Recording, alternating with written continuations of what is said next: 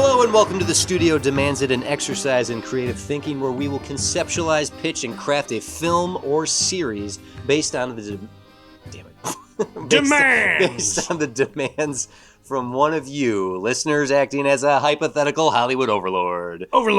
As professional screenwriters ourselves and massive cinephiles, we talk movies all the time. And we like to believe that I'm getting them all over here. that we could meet any demand thrown at us. We will be your screenwriters for this episode. I am TC DeWitt, and joining me as always is Jim Mid-Season Berzelic. We're halfway through the season. Oh, nice. Yeah, so it's very appropriate. We are at the apex. Yeah. When you imagine a season, do you imagine the arc of a season? Do you imagine it as like a rainbow, or does it go under like a bowl, or you just see a line, like a straight line? Well, if the apex, and does that line go horizontal or vertical? Oh, man, you asked me a lot of questions right now. This is the sort of thing I expect from a man with a middle name Mid-Season. The apex, I wouldn't want the middle of a season to be the best of a season. Right? Okay. I suppose not. I want it to just be this. Sort of like spike it early and just plateau. Oh. Just pure consistency is all I want. Don't get better. So the only time a plateau is good is when it's at the top? Yeah. It's apex at episode 1 and then just plateau the whole time. Easy. Yeah. Easy peasy. It's not asking for too much. No. Just be the best always forever. Right from the beginning and never falter. Never falter. Well, isn't that a shame when you see a show series, whatnot, like get better, and then it dips back down, and then it's not like it's bad. It's just the level of quality it was when it started, essentially, and it's like, well, this is still good. You know what that reminds me of? The Marvel Cinematic Universe, because if Marvel was putting out these movies earlier, people would be like, still good, but because it's not making Endgame numbers, everyone's like, nope, they bombed. Thunderbolts bombed. Captain America 4 bombed because it's not making it. It reached its apex by making $2.5 billion. It would be. I think the idea of taking the sort of this clutch of movies that you're talking about without referring to specific titles and dropping them earlier in the MCU, it would be like, imagine if Guardians of the Galaxy didn't hit. Yeah. Oh, well, if they were just fine, if they were just okay, just it's a weird space movie and a superhero series of whatever. What marvels me about the MCU is people used to talk about Iron Man 2 and Thor: The Dark Thor and be like, ugh, what were they thinking? Thank God we got out of there and got right back into the good stuff, and then to like treat, let's say, Brave New World or Wakanda Forever as bad as Iron Man 2. Worse than Thor, the Dark Thor. It's like, come on. Yeah, financially speaking, the apex of everything they did was Endgame. Was Endgame, yeah. Not the mid-season. Well, if they keep making movies, it is the mid-season. No. If you're going to compare it to TV shows, you are right. That would have been the end. That would have been the end of season 1. Right. The Endgame would be the end of season 1? I don't know. I'd think the first Avengers would be season 1. And then you want to split it up by phases? Kind of, yeah. Like that seems to be what's Phase 4 and beyond is like the spin-off series that came off of the Avengers Infinity War TV series. Okay. But we're halfway through the season is why this episode is why I called it why your name is so appropriate for this episode. So to answer my question, it sounds like you imagine a season as a horizontal line, albeit measured in quality, arcing upward, with the end being the highest point. That would ideally, yeah. Yes. Okay. So the midpoint. So it's a horizontal line with, it's a horizontal line. Interesting. Well, how do you see it, midpoint? When somebody says midpoint, I often think of an arc, like a rainbow. So that's why I had suggested apex. Mm-hmm. Okay. So you want the end of the season No, to that's be no. I'm not. You are you are putting quality on my description. There's no quality. It's a rainbow bridge here. okay. It's just the hump. It's Wednesday. Wednesday's not the best day, but it's the hump day. Right, but why? Why do you see a season as a rainbow? I don't know.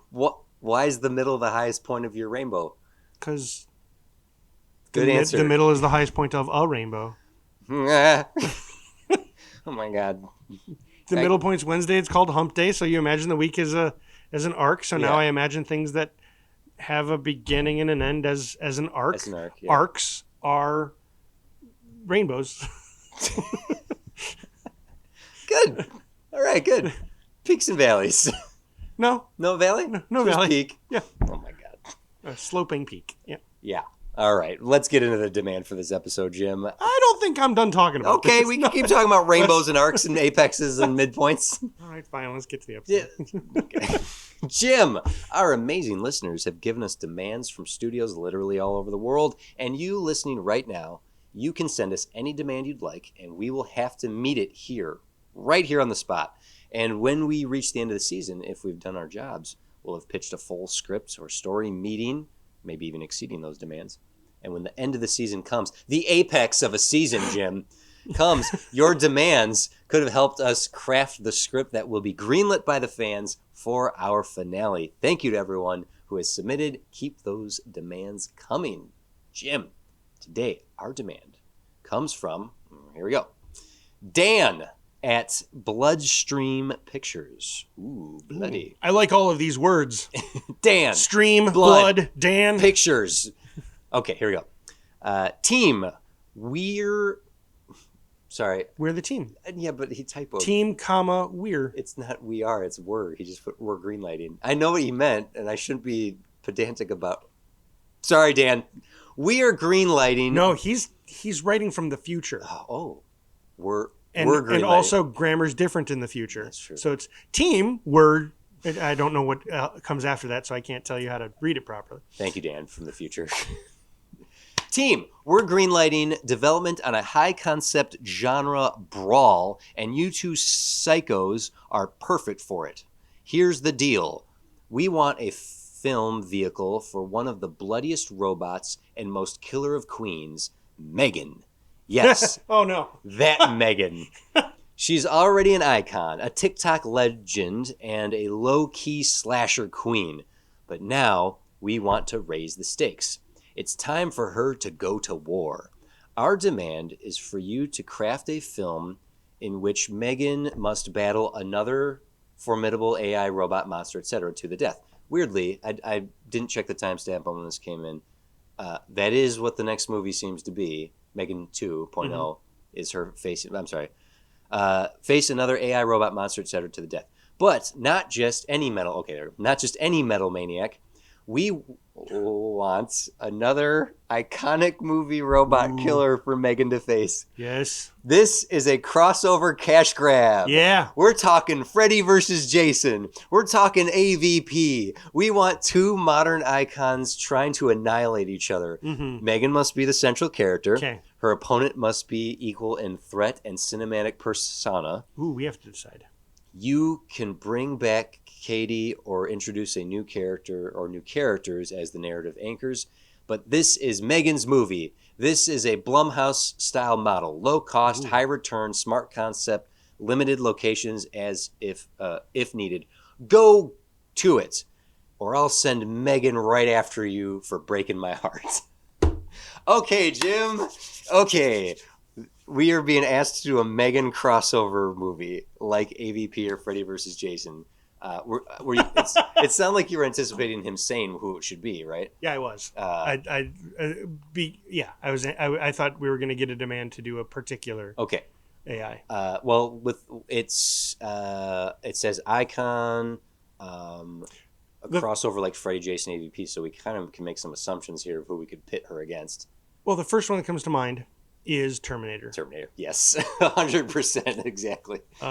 Terminator has been sent back in time because one of John Connor's lieutenants in the future is Katie. Are you Katie? So the T-800 is And something. then Megan says, "Who wants to know?" All bitchy like that. Yeah, absolutely. And so then it's the T-800 or the T-1000.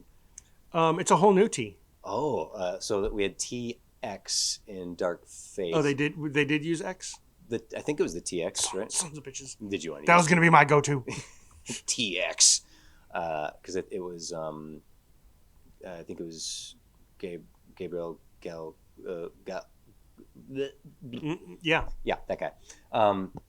Yeah, I think it was TX. Let me just do a quick little googs. Just doing quick googs over here. X means 10, so use the T10. Yeah, it was the TX. Yeah. Oh no, Christina Loken was TX in Terminator 3, Rise of the Machines. But yeah, having the Terminator come back in time to kill Katie is T-800 is because ultimately what we want to do is we want to peel that skin off and see that exoskeleton. Yeah, it shouldn't be an exo; it would be an endoskeleton. Yeah. Exo's outside. Yeah. So having a T-800 de-aged Arnold again. We can justify a lot of different things. Like it could be a different skin mold, because Skynet realized that the previous one was getting too recognized in the past. Right. The T8 the T88 T888 Brian Austin Green from Sarah Connor Chronicles. Sure. I think that was the T800. We ultimately I want it to be the skeleton looking Terminator with a big gun. The classic of all classics. Yeah.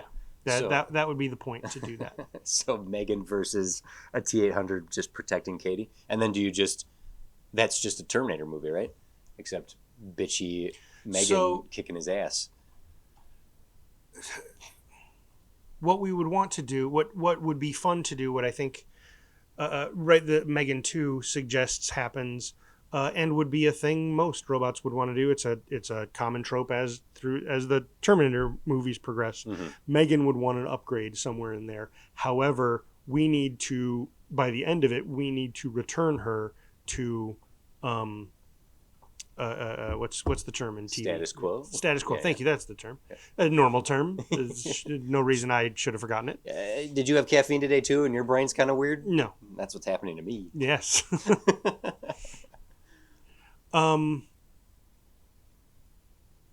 Burp. Okay. No, but that's my first thought. So, I don't know how to get M3GAN back to status quo after an upgrade, especially if the upgrade is something like a whole new body, like she's getting in this new movie. Yeah. If with a Terminator crossover, the crossover I would imagine doing is M3GAN ends up getting a T-1000 body. Yeah, like the liquid, the liquid metal. Yeah. Here's an idea. Okay. T-800 comes back and is not going after Katie, but also going after Gemma, Alison Williams' character. M3GAN doesn't care. Right, I know M3GAN doesn't care about that, but T-800's coming. You're right. M3GAN only cares about Katie, going after Katie and Gemma. Like the T-800 comes up, we can make a joke about that. Are you looking for every time Katie's getting attacked, M3GAN is protecting. Every time Gemma is attacked, M3GAN's not. And it's like he's trying to kill both of us. I know, but I don't care. Yeah. But the reason the T-800 is trying to kill Katie is that eventually Katie is the scientist, the engineer who crafts the T-1000 or crafts the next upgrade, and the upgrade she eventually gives M3GAN is that, and the T-800 is coming back to prevent her from doing that, almost in a heroic sense. Where it's so you're wanting to paint M3GAN as the bad robot here. In ultimately what the revelation of it comes down to is like why is like if they finally like maybe more than one T-800 enters into this equation and they jack M3GAN into the T-800 to see the future, and she finds out, the only reason this thing is trying to kill Katie is because Katie upgrades me and I am the big ass threat in the future. And and I want that now.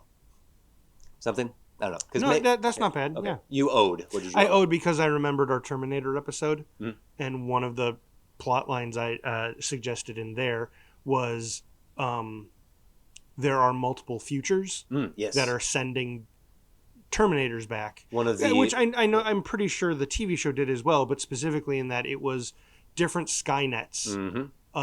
Which is that literally have what different robots and different agendas and things like that are all sending things back. Literally what happened in Dark Fate. Remember, we sort of predicted what was going to happen. And that's all is there is. Oh, M3GAN could be one of those. So, yeah, sort of a turning point in the movie would be... let's say the T-800 shows up and is the threat for the first act, and then is crippled or defeated in such a way that they're able to log in, like jack into him, in order to M3GAN to search his protocols to figure out why are they trying to kill Katie and me, Gemma. I don't care. And then the revelation of, oh, wherever this thing came from, there's a M3GAN army in the future, just all these M3GANs dancing and over humanity kind of thing, and she's the what Dr. Dyson has to destroy. Like, she's the hand. She's the Skynet piece of the puzzle that needs to be destroyed. Okay. And then it's like, well, I won't do that. I promise. And they believe her, and the movie ends happily. If so, what are you imagining the switch to be? Because I don't think it should just be, and now M3GAN's the bad guy trying to make that future happen, and so Gemma has to reactivate the Terminator to be on their side now. I don't want to do that. You don't want to do that. Okay. No, you said it, and I'm like, that sounds kind of cool. I feel like that's passe. Okay. If they keep sending, because M3GAN is ultimately a dark comedy slasher. If further Terminators keep getting sent back, like they defeat the first one, it's like, we did it, but they keep sending them back. M3GAN found out why almost immediately. Okay. She plugged in. Doesn't to that end, I'm thinking she, because if she plugs in, she will get. Unless you want that to be the case, she's going to get updated. If probably not upgraded, but she's going to get updated with everything that Terminator knows. Thus, she's going to know everything, at least that version of Skynet knows or put into that Terminator. What if it? Also, I don't think M3GAN is. She's not a robot who can do.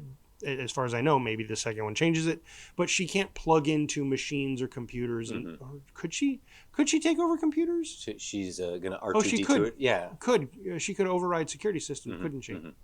So I guess she could. Basically, I was going to say Gemma should be the one who plugs into the Terminator and figures it out. And I don't know, a hologram shoots from its eye. Don't know why they put that in there. Why they put a projector in its eye. But something like that then all three of them or whoever's in the room sees oh shit, the future's full of M3GAN. No, right? And that's when M3GAN's like, no, that sounds good. And then M3GAN instead of giving M3GAN the action. Right, because if M3GAN just plugs into the Terminator, she's going to get all that info, unplug, and be like, nope, nothing. Kinda. I'm is that what you're wanting to do? I'm kind of suggesting that she does plug in. We don't get to see what she sees. She comes out of it and is like, okay, well, what'd you see, M3GAN? I just know that I'm going to protect Katie. Okay. And then everything's fine. Another Terminator shows up. Oh, no. And they have to fight their way out of that and defeat it. Like, M3GAN, why are they trying to kill us? They're only trying to kill Katie. Why? Because she's the best and I love her. And so then it becomes, if they keep sending them back, Allison, Gemma's eventually going to be like, I need to know why. You're obviously lying to me, whether she confronts M3GAN or not. She's going to want to know the truth. So she plugs in, then she gets the information and realizes, oh, M3GAN is just trying to sustain this so that she gets to do that. And now she's the enemy that needs to be stopped. And once M3GAN realizes Gemma has the information, it is once again Gemma versus Katie, or sorry, Gemma versus M3GAN to save and protect Katie. That's my pitch for escalating this to Terminators keep coming back and M3GAN keeps fighting them, and it's all to stop or all to fulfill or stop the future. Maybe. Thinking. Nah. Yeah. Okay. Well, here's why. You have taken a titular character and turned them into a set dressing, and the third act does not star them. The Terminator? Yeah. Oh, I see. Okay. Right. Okay. How would you go ahead if you have something else to pitch out? I don't. Okay. So I'm going to sit in silence until you come up with another one okay. for me to shoot down. For you? No. Pew, no. Pew, pew, pew. Let's see here. We can go another direction with this. I do think the idea of the Terminator coming back to kill Katie and M3GAN protects her from that. Cool. We have a Terminator movie that goes to the end of Gemma and M3GAN working together to defeat the Terminator. Exoskeleton, get him into a machine power plant, get away from her, you bitch. Wrong franchise. Like, yeah, that we can follow all the Terminator plot points. How about Terminator sent back to kill Katie? They don't necessarily know why. M3GAN helps defend against the Terminator. They kill the Terminator. Where was I going to go with this? I should have just said the thing immediately. After they kill that first one, they find out it was sent back to kill Katie. Not necessarily that because she's a scientist, but because she is a part of the Resistance, and it is known that M3GAN is enhanced in that future and a big problem for Skynet. And they're like, wow, super glad we stopped this future robot. Gemma studies it and learns a bunch of stuff about the Terminator. Another Terminator shows up. This one wants to kill Gemma. Oh, okay. And they're like, whoa, no, M3GAN, help. Nah. Katie says, M3GAN, help my mom. Help my mom, yeah. And she's fine. And so they defeat this one. This time they find out the future has changed. Ah, okay. Because after Gemma found out about the Terminator and all that stuff, Gemma was able to create Gemma is able to create something that escalates that fights Skynet that holds them. I don't know if it holds them back or defeats them, but just it sort of shifts because Gemma is the robot scientist here. That's sort of why it shifts. She's kind of the Miles Dyson in the second half of this movie, where you're responsible. Well, Dyson was responsible for the singularity that created Skynet, but Dyson made Skynet. Gemma didn't make Skynet. She made a thing that thwarts Skynet. Yeah. And so Skynet wants to stop that before she can actually make it. So now M3GAN has to reluctantly protect Gemma. Go ahead. No, I think I know where this has to go. Gemma finds out enough of the technology, and actually does start building something. We don't. We end up getting more of the movie from Katie and M3GAN's perspective, and Gemma will not tell them and keeps stuff. So then we move into. This might be a 5-act. I don't know. We're not moving into the third act yet. But what's she building in there? Another Terminator comes back. Maybe 2 of them this time. Maybe 3 of them, just to get some overkill. Terminator just like all at once. And Katie insists M3GAN defend Gemma, and so she tries to do so, but there are too many Terminators. It is too tough, and ultimately Gemma gets killed. In fleeing the Terminators, M3GAN and Katie go into Gemma's workshop. Yeah. And she finds out what Gemma had found out and was working on was a rudimentary prototype time travel sphere thing. Yeah. So M3GAN has to get in the in the time travel thing. Totally posed exactly like Yes. Schwarzenegger with the one knee down and the fist on the ground. Yeah. Yes, Yeah. and go back in time to so now we're back at the beginning of the movie. Oh. And now M3GAN has to stop probably even the first Terminator, or has to go in and basically stop Gemma from finding out about the thing, but also stop the Terminator. Like, I don't know if that is enough, but I think ultimately that's our second half / third act of the movie. Yeah. Is M3GAN goes back in time to set the stuff right. So existing. Oh man, you know what okay. So the fun of this is not tipping that hand at all in any sort of marketing or advertising. Sure, yeah. This is a latter half of the movie situation, but having stuff like a good time travel movie should in that first half of the movie that is just those moments of like, huh, that was weird. That was an odd detail. What does that mean? And then and anyone who's watched enough of these, you go, oh, they're gonna time travel in this movie. You lit up. The iconic things we can play around with. Basically, M3GAN saying all of the Terminator's famous things, but like turning to Gemma after she like shoots the Terminator and says something like, "If you want to live, or come with me if you want to live." Yeah. Give me your clothes. Yeah, stuff like that. Like, I'll be back. Yeah, come with me if you. I'll be back, bitch. Yeah, having her beat up some punk for his clothes and stuff. Yeah, stuff like that. Yeah. Oh my God, M3GAN on a motorcycle. Yes. The notion of more coming back. So we kind of break this into three. One is the first Terminator that's defeated. Two is multiples coming back and killing Gemma. Three is her traveling back in time to set everything right. Yeah. Oh God, that's good. That's good. Because the Terminator maintains the ongoing threat in the movie in multiple iterations. Mm-hmm. Seeing the T-800, seeing the T-1000, seeing like variants of the Terminators that we've seen throughout the franchise in one way or another. Oh, there we go. So because we need to close this loop. Mm-hmm. So the Terminator, what we can do is this Terminator, despite being an older model, it has a little like a conceit we're going to make up is this particular model, these particular models have a transmitter where it can send a quick burst back to the future to let the future know it's done the job. That's kind of weird because they're in the future. They're going to know. Yeah.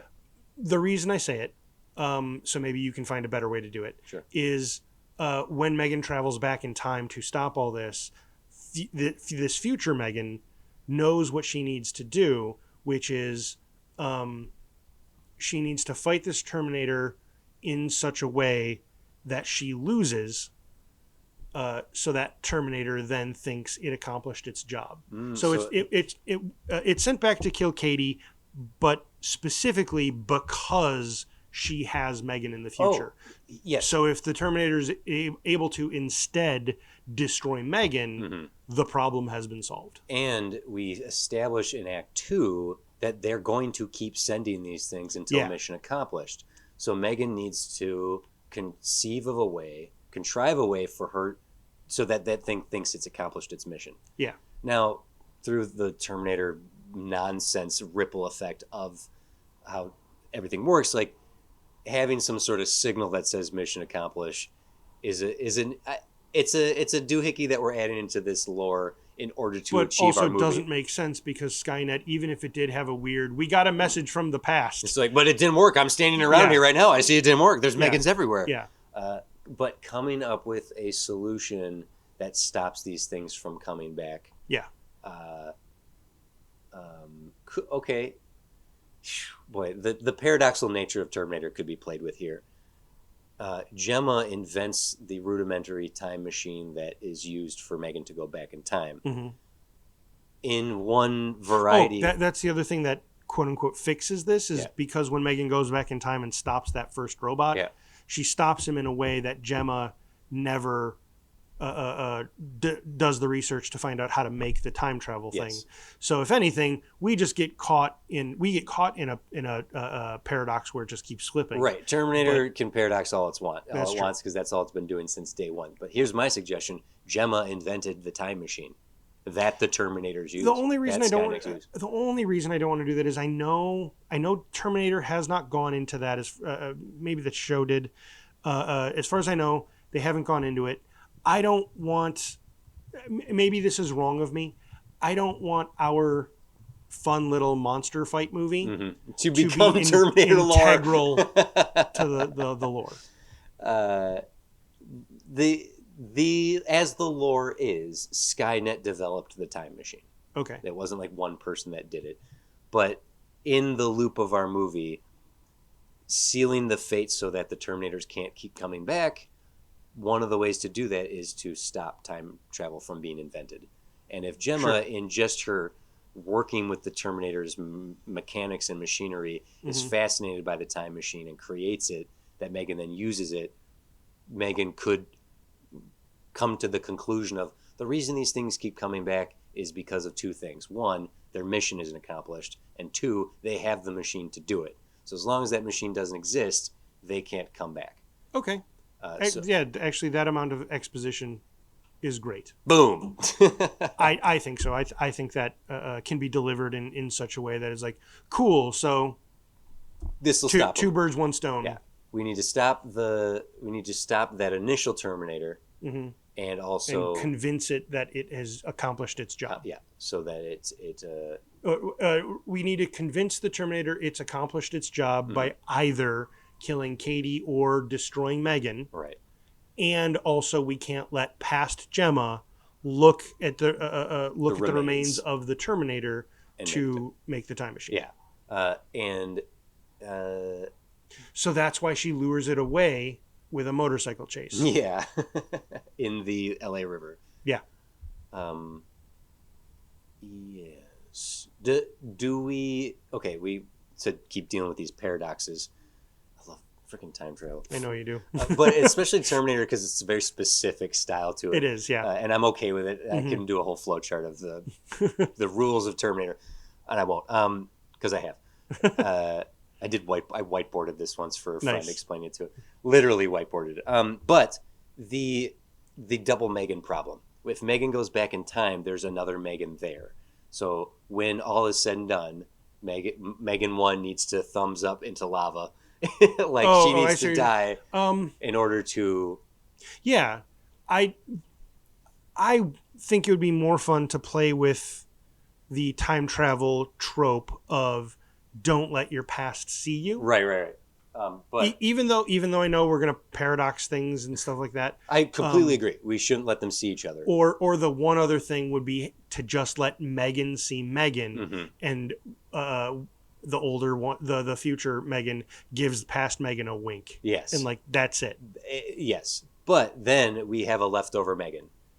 Does she die? Like you had said, the Terminator needs to be convinced that it won. Well, so we have lots of space to play with that if future M3GAN's plan when she goes in the past is to lure the Terminator away, because then both robots can get trashed somewhere else that they won't be discovered. Exoskeleton versus like a half eviscerated M3GAN. They're just both just messed up and just sparking and beating the crap out of each other. And then we have like a busted M3GAN we could send off into the world for more Terminator M3GAN nonsense. We could. My thought would be her plan. She realizes she needs to turn herself off because her one goal, her one job is to protect Katie. Yeah. And past M3GAN is doing that. Yeah. And shutting herself off is also the only way she can truly then continue to protect Katie. To protect Katie, the wink to M3GAN. Here's a suggestion for how this wraps up, that she does defeat the Terminator. She's just messed up and she's going to deactivate herself knowing that M3GAN will be protecting Katie. She deactivates. Then a post-credit scene is Katie in the future and M3GAN is still protecting her. Sure. And that future M3GAN gets destroyed, and turned off M3GAN reactivates. Just a small little Okay, sure. sequence. I'm realizing, so to get the scene you want, and I think to introduce a little more of a stakes, it doesn't just have to be M3GAN and the Terminator. First of all, having them go through, well, I know that this is outside of what Blumhouse would want to do. It involves way more stuff. Yeah. Because it's this rolling battle, and basically I like the idea of there being witnesses. Mm-hmm. And so it was originally going to be witnesses because you want to get the thumb down going into the molten no it's metal. thumbs down and then the middle finger. Thumbs up, I mean. It goes from thumbs down, and then she just flicks off whoever it is. So I figured out how to do that. It doesn't have to just be randos. Mm-hmm. Gemma is still chasing. Gemma sees second M3GAN. What the hell is this? Sees another thing. Read my mind. So, yes. But it's not M3GAN is trying to protect Gemma from Terminator. She's trying to protect Katie, so she's trying to draw the Terminator away. Mm-hmm. Gemma is chasing them. Mm-hmm. To try to find out what's going on. So and she keeps trying to stop M3GAN, don't destroy it. Yeah, it's from the future. We need to study it. Something like that. And so then we can get M3GAN destroying herself, being like, no, you don't, you don't get any future secrets, Gemma. Yeah, you get nothing. Yeah. I've never liked you. Just for the record. Yeah. You might not know this. No, I am aware. I am well aware. Yeah, that thumbs down to middle finger. Yeah, that's hilarious. What a bitch. And that way there's no evidence left for Gemma to study. Mm-hmm. However we melt them down. Yeah. I go into the beginning of this movie having a M3GAN, Katie, Gemma set the status quo of what their lives are like. Cut to Terminator arriving. So that our movie is so dependent on, do we set this before the second one, or do we try to anticipate how the second one's going to end? I don't. That's the only other problem. This is truly fan fiction. We are true. lateral moving here. We don't know what the second one's going to do. Mm-hmm. M3GAN's going up against another evil M3GAN. Yeah. So a very very well could turn into similar circumstances of what we're pitching here. But having whatever their status quo after the M3GAN is back, and we can contrive that similar how the new movie's going to do it. But then go over here and we see the Terminator arrive and go through Terminator things. Then back to M3GAN and Katie and Gemma, and then back, and it maybe, not maybe, we set up with Gemma and all that she is deeply invested in the study of these robotics and what the future of robotics is, and just to really show how much her engineering matters to her and whatnot. The Terminator getting to that, kind of going through the beats of the original one of looking for Sarah Connor up until it's, that's who he's here for. Sure. Right. So it's like, oh no, look out, waitress in a restaurant, and he's walking right past her. Right. Just build up like it's going to play out exactly the same. And I know Terminator Genesis did something very similar, but you want to do it too. That's fine. Yeah, we'll just do it better. And then eventually the clash begins. Oh, actually, I liked how Terminator Genesis. That was the one where they they were taking out John Connor's generals, right? Am I thinking of the right one? No, that's Dark Fate. I thought Dark Fate is the one with old Sarah Connor. Yes. So okay, hold on a minute. Terminator 3. Terminator 3. Salvation. Terminator 3 with My So-Called Life. Yes. Yeah, in that one, they send a Terminator back to take out all of John Connor's. I thought it was John Connor. Basically, I remember a scene where the Terminator goes up to a drive-through and shoots the cashier. Yes. That was Terminator 3. Yes. Okay, thank you. That's all. That's what I was trying to remember. Okay, and then 4 was Salvation, 5 was Genesis, 6 was Dark Fate. 5 was I even literally just said it. It was where the T-800 went back further, befriended Sarah Connor as a child, grew up with her so that she shows up and protects Kyle Reese with Khaleesi with it was Amelia Clark. Amelia Clark, which is funny because Lena Headey was Sarah Connor in the Sarah Connor Chronicles. Yeah. And then they jump to the future, and the Terminator takes the long way there by aging his way to the future, Mm-hmm. and then John Connor comes from the future to be the evil tech CEO. I didn't see that T-1000. one. It's bad. I believe that. It's bad. It's so bad that Dark Fate sound didn't good. even get a shot Yeah. because everyone was like, "Done, we're out." Okay. Okay, there we go. I know I didn't expect to go through a whole demand in just 40 minutes here, but what else do we need to discuss here? Well, the thing is, right, I actually think without really discussing the Blumhouse rules, Mhm. just much like the Broccoli's have rules for how James Bond can be done, Right. Blumhouse, kind of like Sci-Fi Channel, have certain rules. Their rules are more about making the movie cheap enough. Yeah. But I know that they have rules for that. We didn't discuss what those are, and I think we mostly mostly crafted a movie that will follow them. I think so. There's no reason for this to take place outside of larger than until the final act. Right. No reason for it to take place in a space any larger than a neighborhood. Agreed. Yeah, like Blumhouse, they work low budget. And they're predominantly horror and sci-fi, as far as I know. I don't know if they've done much outside of that. They have, but not too much. They always give creative control to their directors, basically complete creative control to their directors and production teams. Nice. They minimize locations to avoid expenses, and they try to avoid. This is the tough one. Try to avoid expensive visual effects to keep production costs low, and they work with smaller, less experienced casts.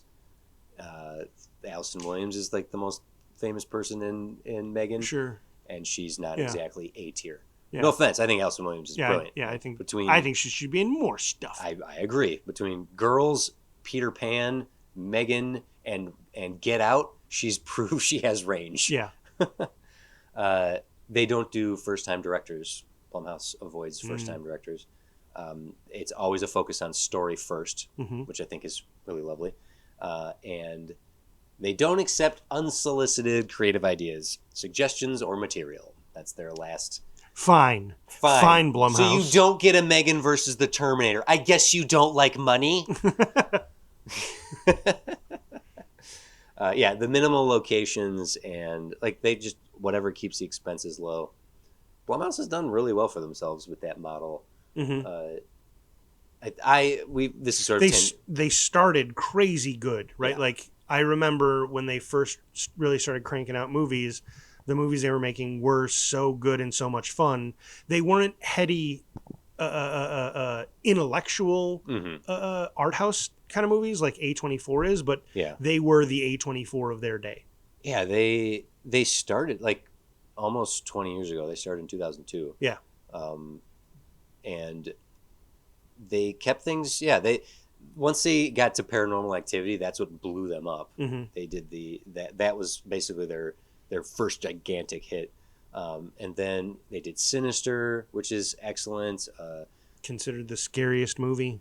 Was the first one or second one is considered the scary? I think it's the first one. First one, yeah. It's considered the scariest movie.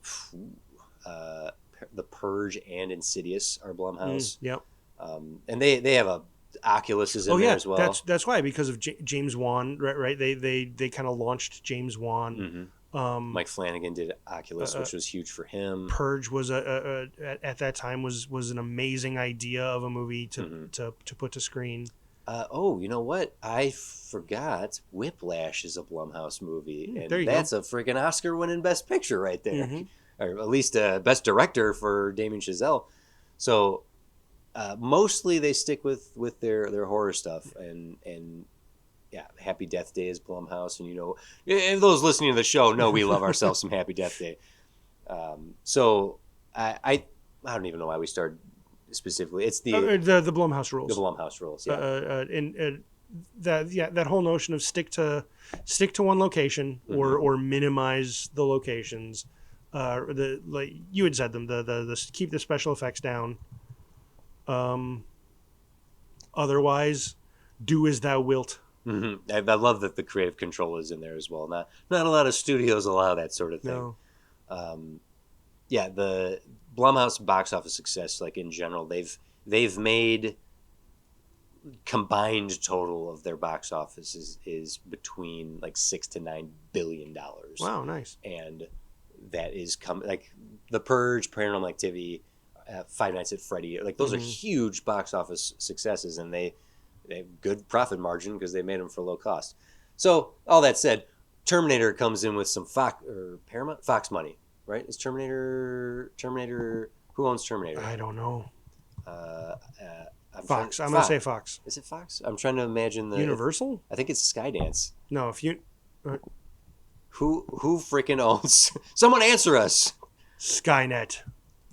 The future owns them. Oh yeah, the Terminator franchise is, as of 2025, it's owned by Skydance Media, which is a Paramount company. Well, okay. Skydance just is trying to buy Paramount right now, but someone's a little upset with Paramount over some stuff, and so the FCC is not going to let that happen unless they bend the knee to a certain authoritarian. Just quick tangent. That did you hear that Time Warner Discovery is splitting? No, what? Like apparently of their own volition. They're like sick of Zaslav. We're talking. My guess is they've offloaded enough debt onto whichever company, and they're like, cool, we can go back to doing what we want. We're sort of off topic here right now. Yeah, talk more business of the media. Grand picture of things. A Terminator versus M3GAN movie. Those are the beats. Let's take a break. Let's come back and let's throw another robot at M3GAN. What do you say? Okay. Because I think we've got Chopping Mall. I think we Chopping Mall versus right. Like, think about it. I think we could try fleshing it out more. Try incorporating more characters and stuff. Mm-hmm. Right, like Gemma's gonna have her assistants. Her friends. I don't remember who. Ronnie Chang will get back in here. No, no. No. Spoiler for M3GAN 1. No, Ronnie Chang. He's a Marvel. Okay. We'll think on that for a minute, but I think what we're going to do here is a second M3GAN Versus movie. Yeah. Okay, yeah. We'll be right back after these messages from 6 Review.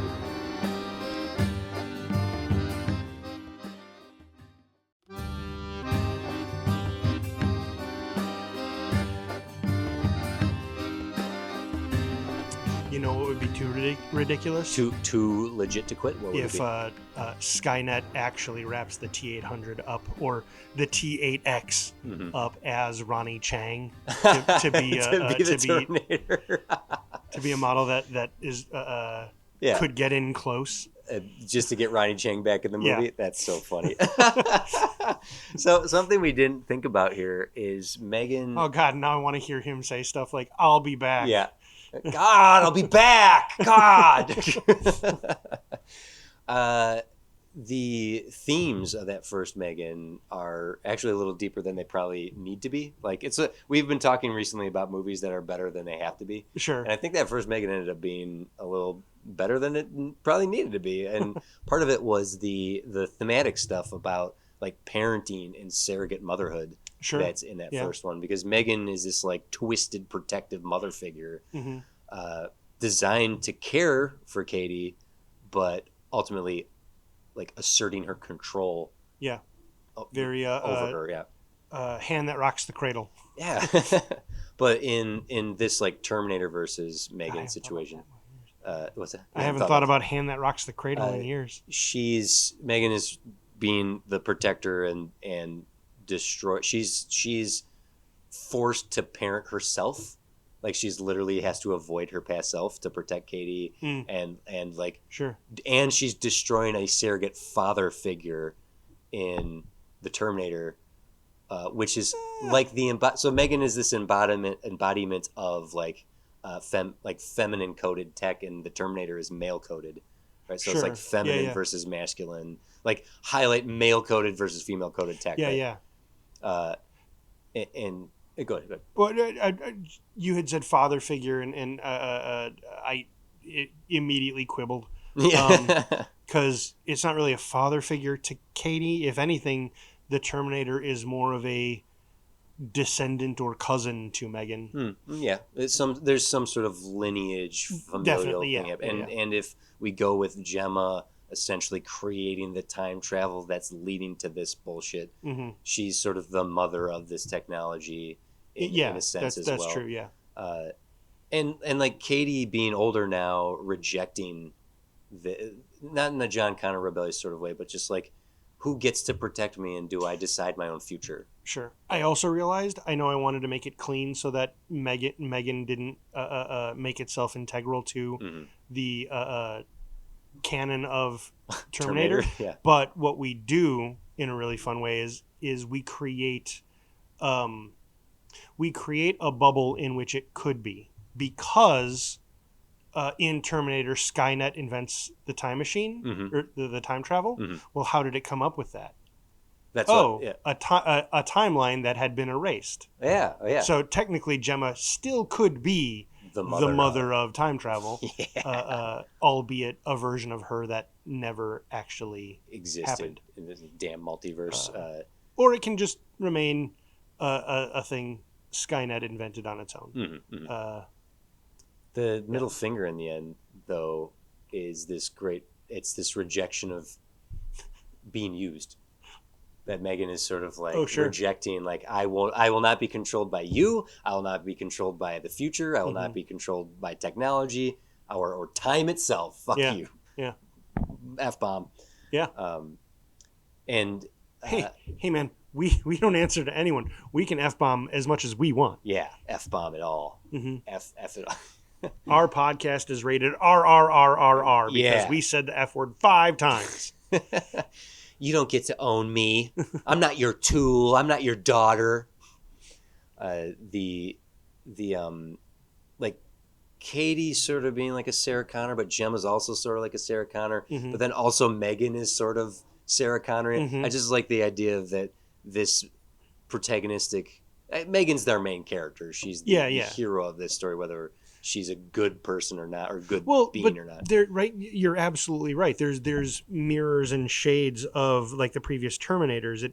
With Katie being the target and M3GAN being the protector, you get Terminator 2, John Connor and T-800. Yeah. And then flipping it around and making her fight the Terminator, it then has shades of Sarah Connor taking the fight to it. And I just like the notion that we've kind of crafted this wave where M3GAN is battling not just to stop Skynet, but like ending the cycle of inheritance. Sure.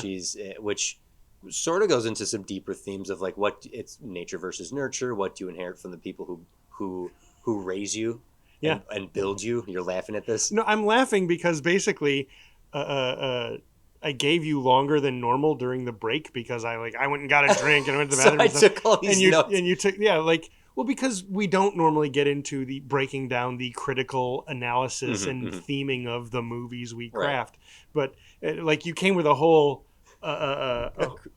undergrad essay. You went to the bathroom. I had time. It turns out, yeah. And I had all the water I needed right next to me. You are caffeinated. We're missing an opportunity in this movie, though, Jim. And I think it's in the final climax of this movie. Okay. The notion of Gemma being there and witnessing all that, I think is on the money and probably the right way to go narrative. But we're missing a chance of M3GAN fighting M3GAN, past M3GAN seeing future M3GAN, who's all messed up, and having her be like, "I'll protect Katie. We'll both protect Katie. No, I'll protect Katie." Like the time travel M3GAN, albeit just by a few hours, is got more information and is more. Okay. Yeah, we can incorporate that. That's super easy. Future M3GAN goes back in time. The two M3GANs have to fight the Terminator together at first. They get to have a very quick conversation because Katie's off hiding. Yeah. Right. So Katie doesn't see that there's two. My only problem, I don't want past M3GAN to have too much information. Just the seeing another version of her, wink at her, and then take off. Yeah. Felt cleaner. You're right, and I agree that that's probably the neater way to go around it. But there's also missing the opportunity of a M3GAN fight, particularly because it won't be like which one's which. The M3GAN who time traveled is messed up. Yeah, like she's sparking and got skin ripped off and her parts, and she's probably wearing a leather jacket. I don't know. Like having that M3GAN versus M3GAN fight is right there, and perhaps there could be we could like. M3GAN Prime will be our time travel M3GAN. Sure. M3GAN Prime could constantly be saying, "I can't tell you. Fight. Who are you? Answer me. I can't tell you." Like if Megan Prime is like, to preserve everything that's happening, you just need to trust me. I don't trust anyone. I know that about you. It's a little bit of our Captain America fight in Infinity in Endgame. Mm-hmm. It's like, I could do this all day. Yeah, I know. I don't know if we need it, but it is sort of a missed opportunity for a cool additional fight here. I don't know how. Again, I wouldn't want it to be too long, but I think that's where you could put it, is when Megan Prime initially travels back in time and fights off the Terminator with the help of Megan. And then they have their back and forth. And it could even be like, I'm going to protect Katie. No, I'm going to protect Katie. I'm going to protect Katie by drawing this thing away. It might kill you. Okay, go ahead. Sure, yeah. Have fun. Stuff like, yeah. Love you, babe. Megan, who was that? No one.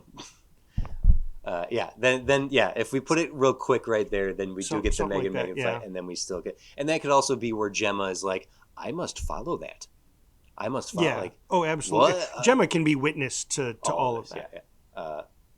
And then she just can't be allowed to study it, learn the secrets. Which is a fun little sort of B antagonist to Megan, is keeping Gemma like, for your own good. Yeah, and I don't like doing anything for your own good, Gemma. But for your own good, I can't let you have this technology. I can't even let you have me.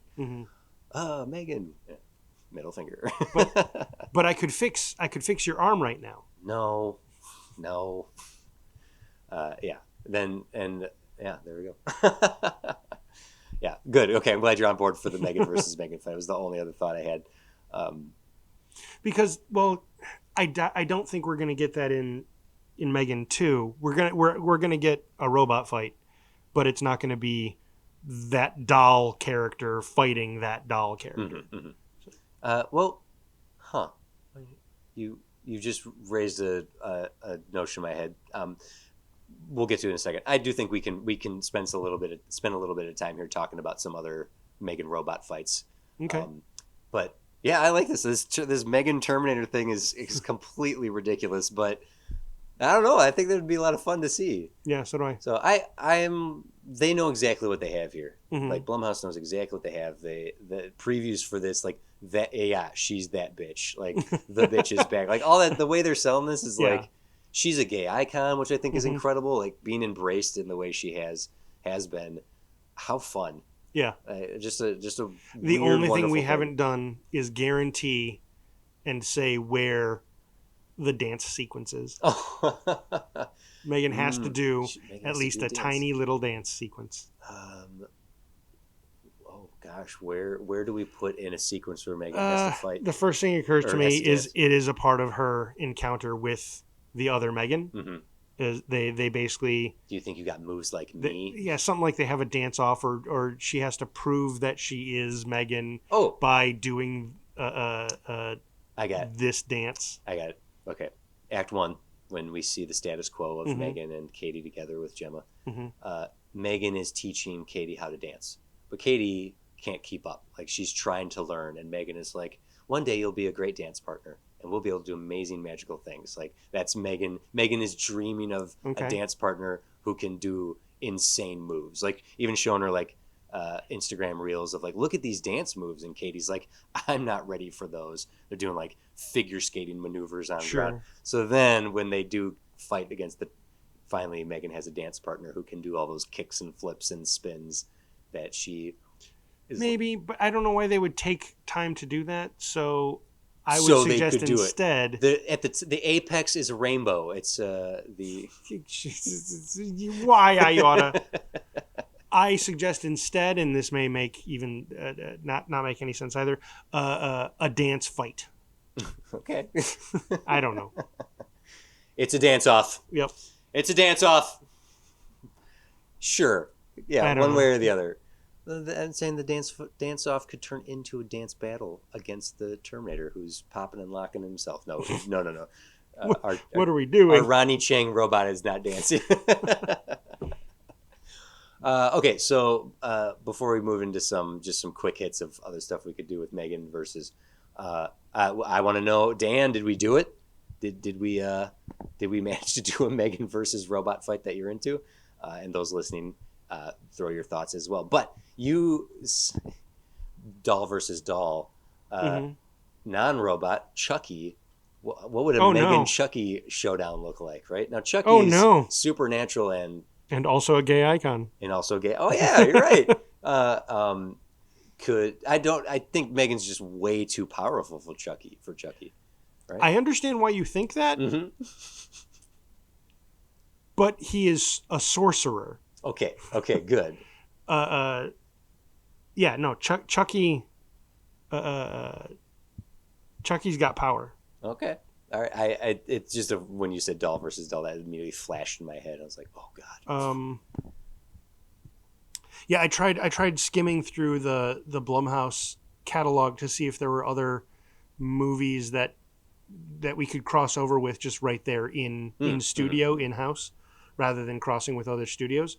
The only other ones I thought I haven't anything that looked like it might have been applicable, I haven't seen.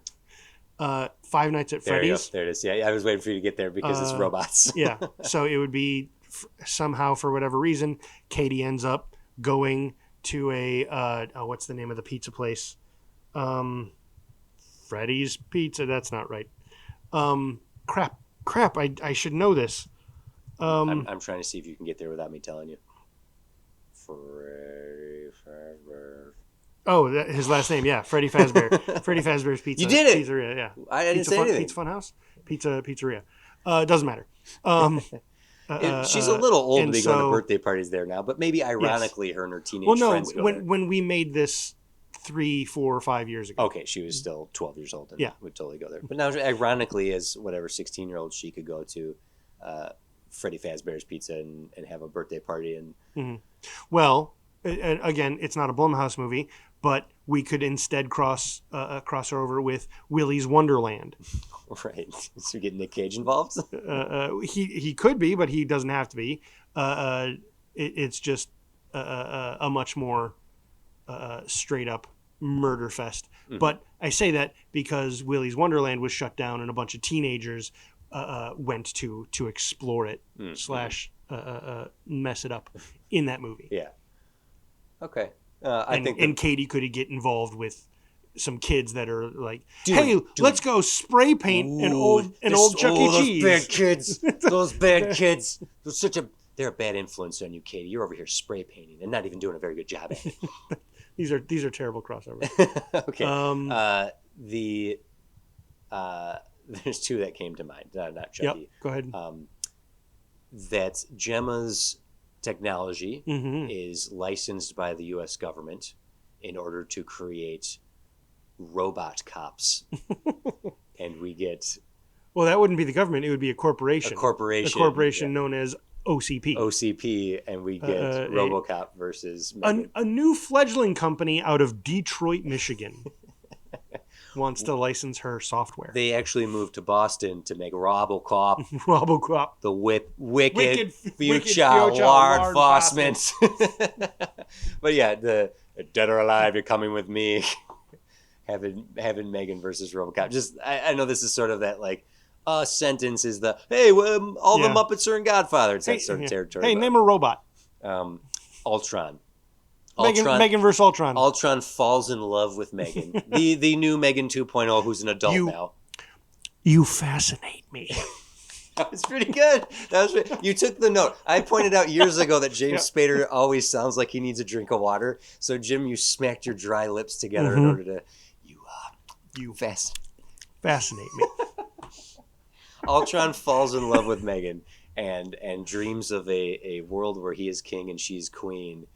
And she dreams of a world where just Katie is queen. Yeah, exactly. She's like, you think I'm going to be queen to you? Get out of here.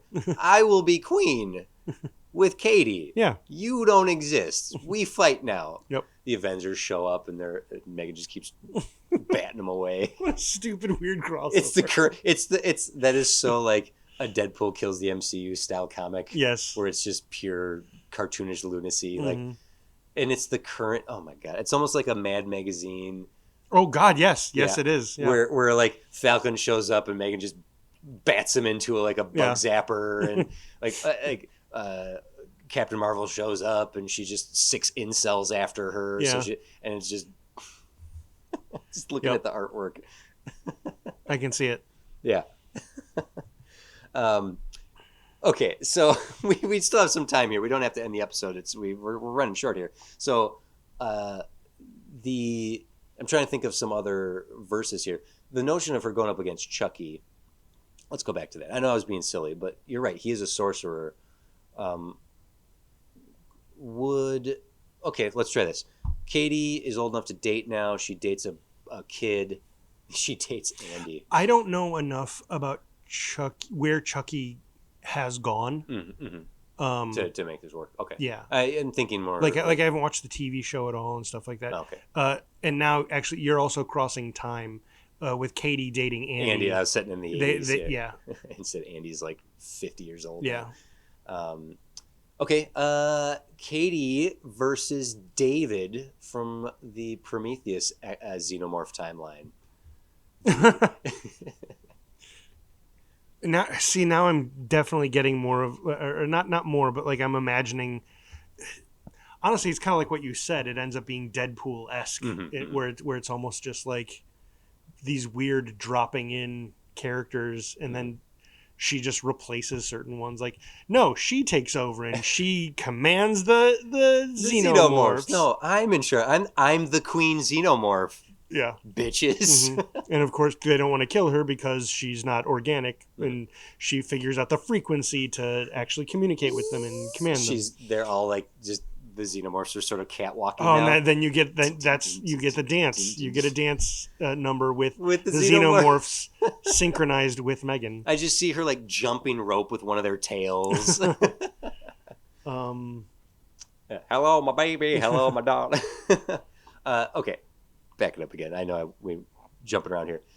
The RoboCop one's not completely outlandish because Katie's technology being purchased by OCP to create to be the first iteration. There's even a was it Ted what's the to be the failed branch, because so in RoboCop, multiple execs had projects going to get this project up and running. I believe some of them were trying to make wholly robotic ones. Not Ted. Yeah, Ed. Yeah, there you go. Ed 209. Because at the end of M3GAN, Gemma's first robot was Ed-like. Sure. And so and also very get away from her, you bitch, yellow. Yeah. So you're saying there were other... so a company could buy the software because they want to make a line of security bots. My guess is this is probably what M3GAN 2 is actually somewhat aligned with. So weaponizing the technology, because Gemma's initial pitch was, and also just kudos to that first M3GAN movie of opening up with that absolutely ludicrous Furby commercial to start the movie. I didn't know what I was going into for that first one, and I might have done this already when it came out, talking on mic here. But that commercial sets everything you need to know for the movie going forward. Like, okay, this movie knows exactly what it's. Okay, okay, movie, I see you. Those absolute nightmare, like, but yeah, Gemma's original technology was for these little toy bots. Yeah, the idea was it was supposed to be special needs, special care. It wasn't meant to be parent replacement. Yeah. It was meant to be for kids with, like, if I remember right, behavioral and learning disabilities. Yeah. So in a M3GAN versus RoboCop movie, how do you? Let's imagine we have RoboCop. It's Joel Kinnaman. Who knows? It's a half man, half robot scenario here. Okay, let's build this out. The OCP or whatnot use some of her technology. Go ahead. I have a different idea. Rather than starting with M3GAN, I realize this is a M3GAN episode, so that's why it feels like that's where we start. Yeah, yeah. We don't start there. We start in the RoboCop future. You know what? I was going to go there. You're right. Okay. Yeah, I was going to build it out from there. So go ahead. We start in the RoboCop future, and we learn about how RoboCop is doing good in the world, and RoboCop's already out there. Yeah. Okay. Yeah. This is after RoboCop is a thing. We don't see the origin of it. RoboCop. Yeah. Okay. Correct. And they haven't been able to replicate RoboCop, so he's a one of a kind protector, right? Mm-hmm. Cut to, meanwhile, we're following some criminals who are down on hard times, and they're kicking through some rubble. Right? They're like, what are we gonna do? We need some money, and we need it fast. And one of them kicks over a thing, and similar to Battle Angel Alita's origin, they find the remains of M3GAN. Oh no! And like, what is this? Maybe we can get some money for it. And he's like, let me take a look, see if I can't repair it. I have a good robot skills. So I went to it's the future. Deadbeats are gonna have stuff like that. ITT Tech. Yeah. Remember ITT Tech? Yeah. I went to ITT Tech. ITT Tech. I went to Gateway. ITT Tech. So there's 3 T's there. ITTT. Yeah. Telephone, telegraph, Oh. and technology. ITT Anti? ITT Tech. Yeah, but you put an and in there. I don't know. Anyway, they find a scrapped M3GAN bot, and they repair it. Mm-hmm. And very quickly, she attaches to them. And, like they're her kids. Yeah. And and they talk to her about the things they need. Mm-hmm. Like, that bank has all of our money. Oh, well, let's go get it. Let's go get them. And so the whole second act is basically about her becoming a crime queenpin. And then RoboCop has to come in and stop her? Yes. Oh my god. Steals for them, kills for them. Steals and kills. Yeah. Okay, and then RoboCop has to come in and stop her? Yeah. How does that play? Like, it plays out like a RoboCop movie.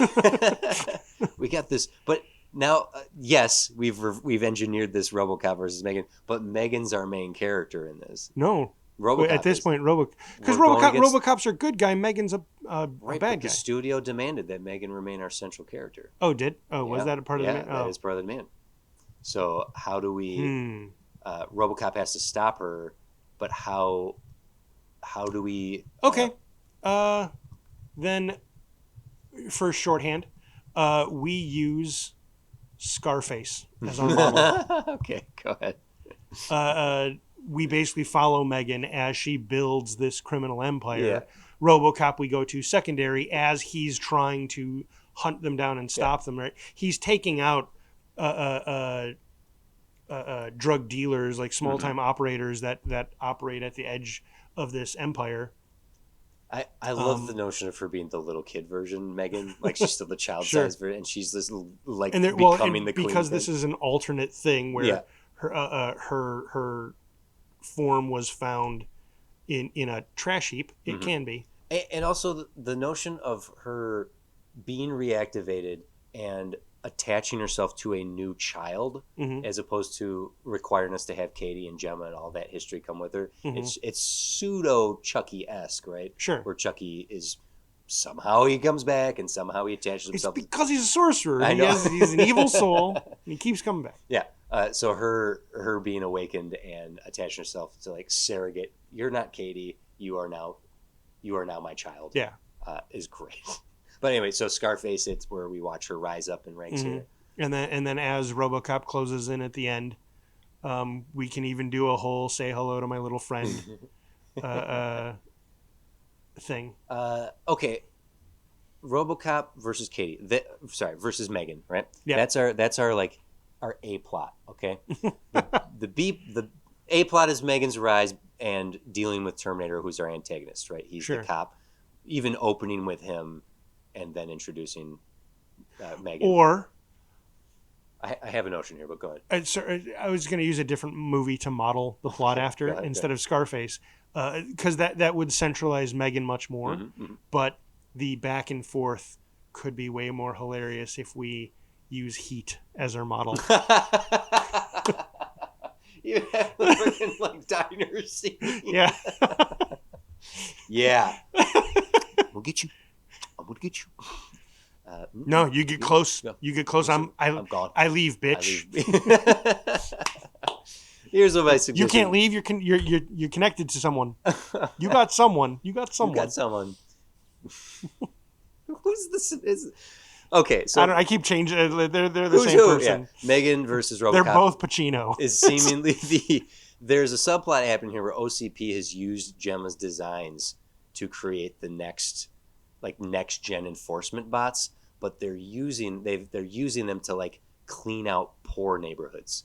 So whereas when M3GAN shows up and attaches herself to this gang, and RoboCop is seemingly the cop that's responsible for putting them against the ropes, and she's protecting them against RoboCop. It's actually OCP like gentrifying and like cleaning out poor neighborhoods for them to like take over the buildings and level them. Like they become the threat that RoboCop and M3GAN need to destroy. Like that because RoboCop would realize, well, I'm busy fighting this queenpin of this gang. OCP's been capitalistic all these crimes to clear out these neighborhoods for their own capitalistic gains. There's a B plot you're trying to... Yeah. Because then they, after they fight for a bit, they can realize they have like a mutual interest in stopping OCP, especially if M3GAN discovers OCP's bots are a bastardization of her original code. So it's essentially her children that she needs to put in their place. And RoboCop is like, you're a criminal, but this is a criminal wave of epic proportions because these 1%ers have the money to do whatever they want and no one's going to hold them accountable, which then allows us to stay true to both of the franchise's themes, which is RoboCop taking out the real criminals, which is the elite, not the downtrodden, and M3GAN being this allegory for protective motherhood. So then they team up and fight the Eds. Okay. You don't have to like it. You can say you don't like it. What I liked about this is what I liked about the previous one is it kept M3GAN a bad guy. Mm-hmm. I realized it seems like she's not going to be that in the second movie, so that doesn't seem to be a theme that needs to be kept. Basically, it seems like M3GAN is following the Terminator arc. Yeah. No, she's a good. And fighting an advanced bad version of herself. And that's okay. That is fun. I do like the notion of let her maintain the villain, like be a villain. Mm-hmm. I complain all the time about turning villains into heroes. Like I don't like that for the most part. Yeah. But M3GAN's core code is to protect her child at all costs. That does come. Gemma did program her that coming from a good place. Yeah. So at her core, it's like the AI that realizes the only way to protect humans is to destroy them notion of the singularity. Not So words. Having sorry, empty dead air. Well, having M3GAN and RoboCop team up to destroy the OCP people, and then RoboCop saying like, when this is over, I'm still going to arrest you. There's a thing that her and RoboCop could bond over as well, because Murphy finds his humanity in his wife and child. Like he is a father, and that's what brings back his humanity. M3GAN is essentially a mother. They can connect on that level. I know this sort of defeats the purpose of you wanting her to maintain a villainhood. Dead or alive, you're coming with me. I choose dead, and then she just murders everybody. Whoa! So, and he throws up. And the thing is, it could be done better than this. I'm getting glib at this point, but essentially, you're creating a Save Martha moment. You! How dare you! How dare you! Unbelievable! I'm out of here. This is not. All right. Well, TC's gone, so now we can do whatever we want, and I'm gonna have M3GAN fight Mecha Godzilla. Get off my microphone. No, he's back. Oh, no. No, I was thinking Mecha Godzilla. No, this was my idea. Say more. Mm-hmm. He's a robot. Uh-huh. Mecha Godzilla? Yeah. Oh, that's good. I don't know if you knew that. No, I didn't. Because it's not in his name. He's not Robot Godzilla. And if the 1999 Godzilla taught us anything, Godzilla is a woman. So it'd be woman versus woman. Uh-huh. Yeah. And then they could bond on being mothers. Yeah. Just get their nails done. Stupid. Yeah, a Save Martha moment. Like a Martha moment of like, we're both parents? Yeah, that's yeah. And we could do that, but better. Yes, I know. That's why I said I know I'm being glib with this. And then having like Murphy get obliterated because he always does, and then she can choose to save him in the end. Like, all right, I'll help you out because they are at odds. But the enemy of my enemy is my friend situation here until however this plays out, and Murphy could just be like, maybe commit less crime and. Well, but that's the thing. RoboCop can't. She is a criminal. Yeah. RoboCop can't let her go. You're right. He can't. In the end, she does have to. If anything, she would have to win. She would need to disable him to the point that he could not chase her. Okay, or if she's willing to show mercy, but after they defeat OCP and she's like, dead or alive, come with me. I choose dead. She kills them all, and then he's like, great. Now I have to arrest you, and she's like, excuse me? He's like, yeah, you're a criminal too. Say that again. Excuse me? And then she's like, I'm not going in with you. Like, no, alliance over. Team up over. I'm going to kill you now. And then she goes and murderizes him. And then she's bad again. And then you get what you want, which is she's ultimately a bad person. She's a bad robot. Bad robot. Do you? Never mind. Does that help? We don't have to keep elaborating on RoboCop versus M3GAN. Yes, we do. Yeah. We must. M3GAN Versus Death Machine. So Death Machine, a movie almost no one else has seen. Jim's seen the best movies. That sounded mean. You have no. I've show me good movies all the time. Right when RoboCop they finish wiping out OCP, and RoboCop turns on M3GAN and is like, I'm gonna arrest you now, and her and she and him fight, and he actually like gets the upper hand. A globe of energy appears, and as it dissipates, M3GAN is there on one knee with a fist in the ground, and she has time traveled into this pocket dimension to recruit Detroit's very own Queenpin M3GAN into a multiverse of M3GAN murder machines. I tied it. Now I'm in. You did it. I connected it to our Terminator movie. Yeah. Did you see that? You were sitting right here. I think you saw it. Yeah. My mind is boggled. No. We don't have to. No. Yeah. Okay. And then we are verging into Jason versus Freddy versus Ash territory. Yes, which is we all needed that. Yep. The fact that it never happened is a sad thing. Yeah. All right. So what I'm hearing, if I'm hearing you correctly, is that M3GAN versus the Evil Dead needs to happen. Is that what you were just pitching? Yeah. Okay. I thought that's what I heard. I was reading between the lines there. We're gonna wrap this episode up. Dead by Dawn. Dead by Dawn. Dead bitch by dawn. Okay, we're wrapping it up here, folks. Dan, how did we do on the M3GAN? I think we did some good stuff with M3GAN versus Terminator, so consider that our actual pitch to you. Do you agree? Do you disagree? Did we meet your demand today? Hit us up if you Is there another robot you wanted to see? Did we miss out anything? Do you want more or an AI we should have done instead? M3GAN versus her. M3GAN versus... Just a sad Joaquin Phoenix in his high-waisted pants, like all the artificially intelligent women that I fall in love with are really just messing me up, man. Hit us up directly at studiodemands.com or on Instagram at studiodemands. If you are not already, you can subscribe to us on any podcatcher of your choice. I'm assuming anyone who listens to this is subscribed. I mean, why else would you be here? Thank you for those who've come. We've got a bunch of new subscribers courtesy of our home improvement poster. Hooray! Thank you. Excellent. Yeah. Welcome. Some good numbers. We put up some good numbers on the home improvement folks.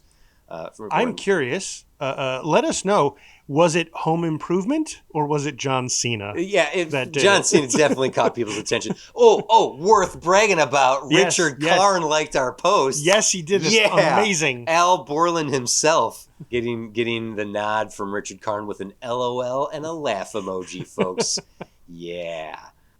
You can also find us on YouTube and TikTok, where some of you came from, where we post video content, including material not heard here on the show. Jim, where else can people find us? You can join the conversation over on Reddit. We have a subreddit at r/Studio Demands It. So that's there. And then you can also join us on Discord. You can go to our website at studiodemandsit.com, and there's a link to the Discord link with to an invite to the Discord server. And join us there. Yay! That took longer to say than normal. That's all right. I've been fumbling all over the place here. Massive thank you to 6.5 Media for everything they do for us. Please check out the other 6.5 shows if you have any interest in Zelda.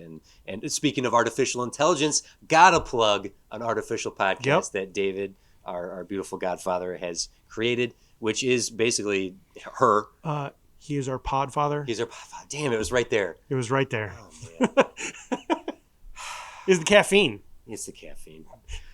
Check out an artificial podcast. David actually has a podcast that is an AI that he has conversations with about existential things and life in the world, and it's a really fun show. I'm big plug for that.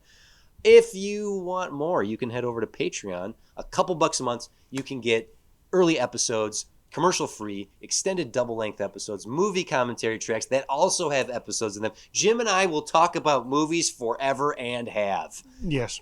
And you can also show us some love by subscribing for free. Jim, unless you have anything else, I think that does it for this episode. I think so. Okay. We will be back again soon with another one of your demands to challenge ourselves to write a cool movie.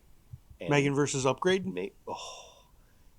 Upgrade was not as good as I wanted it to be. Upgrade was better than I thought it was going to be. It was the better Venom movie of the year it came out. Yes, it starring was, the not Tom Hardy, yeah. Logan Green. Mm-hmm. But it got a little too serious.